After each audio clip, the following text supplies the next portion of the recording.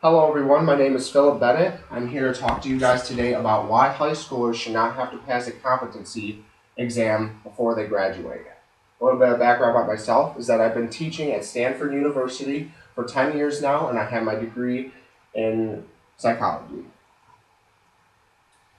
Competency tests started back in Florida, actually, in the 1980s. They thought it was a good idea to install them in all public schools, but soon to be found out that this wasn't the best decision. A reason why I believe that we shouldn't take competency exams is because dropout rates have increased significantly over the time that we've installed these kind of tests. Students, after they take it, if they don't pass, then they will be required to keep taking it a second, third, or maybe even a fourth time in order to get their degree. And that's very discouraging to a student. When you keep taking it and trying and you just fail at it, they're going to drop out more. Another reason why we shouldn't install competency exams is because of the specific 1990-1991 Texas lawsuit. Right here, it shows that in 1991, 40,000 sophomores alone dropped out of school because of this test. 25% of the black population, 23% of the Hispanic population, and 13% of the white population dropped out.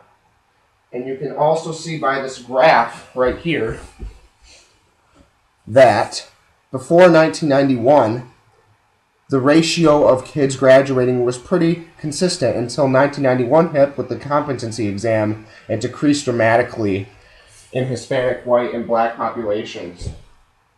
Another exam, another graph that I have right here shows a high school in Texas.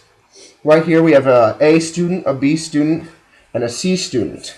In the blue right here, that is marked that marks the increase in competency exam testing if you drop out. If you take the exam, there's a 7% increase as shown in the blue that students will drop out before high school by taking this.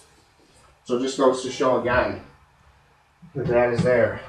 And more on a personal level, students are being stressed out way too much because when you get up to high school, you're already specialized, you already kind of know what you want to do, but then by taking this competency exam, they're required to go back years ago to regular levels of reading and everything that they have to relearn.